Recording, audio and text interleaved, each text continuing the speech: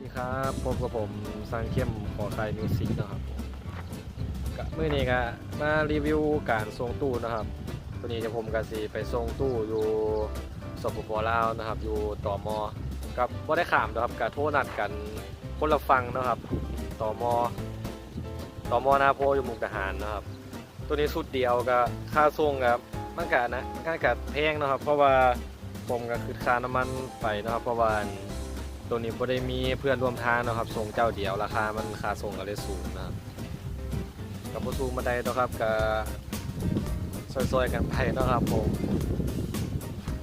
ตอนนี้ก็อยู่โกดังขอขายมิวสิกหน่อยเป็นร่างสิออกไปถ้าสมาชิกท่านใดอยากสอบถามอย่างก็สามารถโทรเข้ามาได้นะครับผมก็ถ้ารับสายอยู่ตลอดแต่ว่ามันก็เป็นบางช่วงครับผมที่ผมรับโทรศัพท์เดี๋ยวถ้า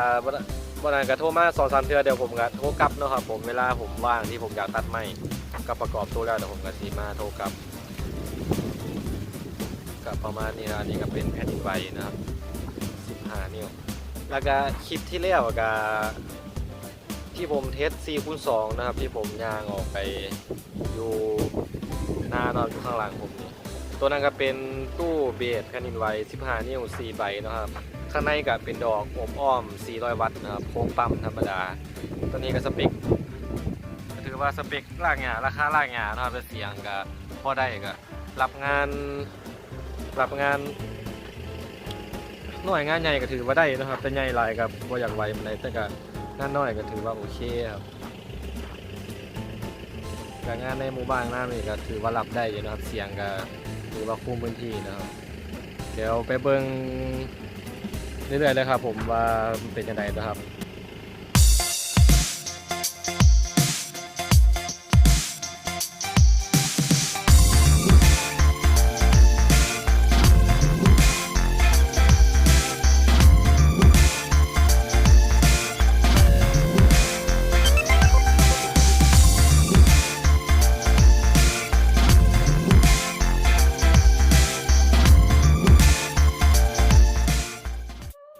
ครับผมเขาก็ได้ฮอดบ้านดอนตาลที่เรียบร้อยนะครับนี่ก็เตรียมซีทรงตู้ตามฟังเนาะแล้วก็ฟังเล่านะครับอยู่ข้างหลังผมประมาณนี้มีอยู่บ้านดอนตาลนะครับเอาลงเลยเรื่องไหนเลยให้แกจะให้หมดโอ้ยผมไม่ได้ว่าเอาแถมได้เนี่ยเรื่องของแกว่าจะว่าแถมเว้ยแกมาเติมแล้วช่วยบ้านนั่นเลยหันอ่ะคนรวมนั่งเอาไปใส่ไปด้วยใส่ไปด้วยจะว่าใส่แกโอ้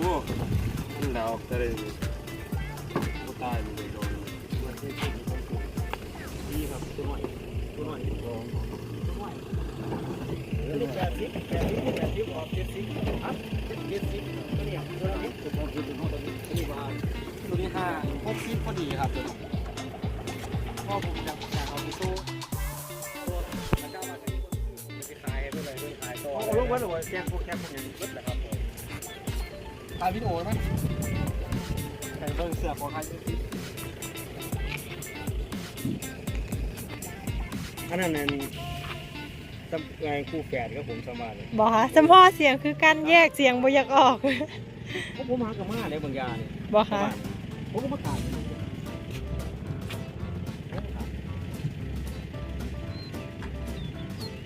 บอกความหมายคือมันอันนั้นบ่ได้มันบ่ฮู้จักทางเอาขามนะไปในบางยาทั่วหายทั่วค่ะบางยาเนี่ยแข็งสุราเซี่ยวหาย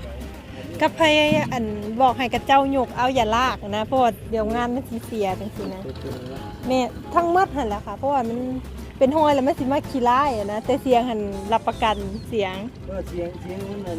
นั่นแล้ว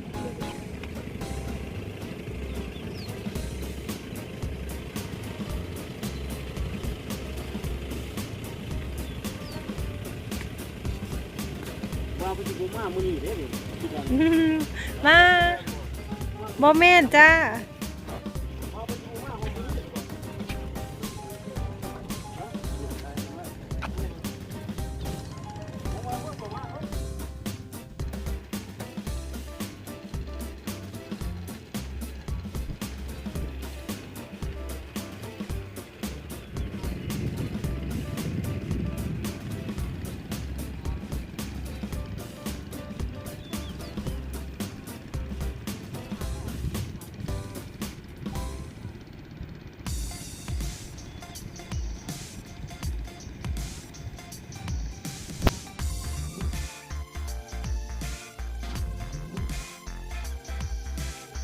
ครับผมนี่ก็ได้เอาตู้ลงเฮือนเรียบร้อยแล้วเนาะครับ นี่น้องผม เดี๋ยว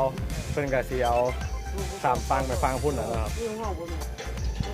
จังใดลูกค้าฟังเล่าวก็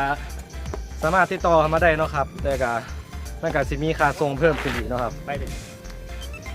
อยู่ใส่อยู่บ้านเนี่ย เพราะมันเฮ็ดคลิปไปลง YouTube ครับ โอ้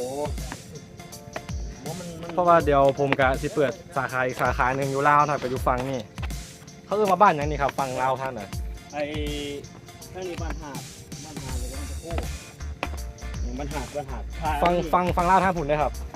บ้านหาด ก็ทั้งฝั่งลาวก็ซื้อมาบ้านหาดนะครับฝั่งทางลาวเนาะครับเดี๋ยวผมก็สิเปิดสาขาอีกสาขาหนึงอยู่นั่นนะครับถ้าลูกค้าคนลาวท่านใดสนใจก็เดี๋ยวติดต่อสอบถามเข้ามาเลยนะครับ ราคามันก็สิสูงกว่าจะน้อยนะครับ เพราะว่ามันก็ต้องมีเสียภาษีค่าขามนะครับ มีภาษีให้เพิ่นกับเนี่ยค่าผ่านได้เลย ยังไงก็เรียบร้อยฝากกดติดตามช่องของใครมิวสิกกะกดติดตามแล้วก็กดกระดิ่งน้ำนะครับผมขอบคุณครับ สวัสดีครับ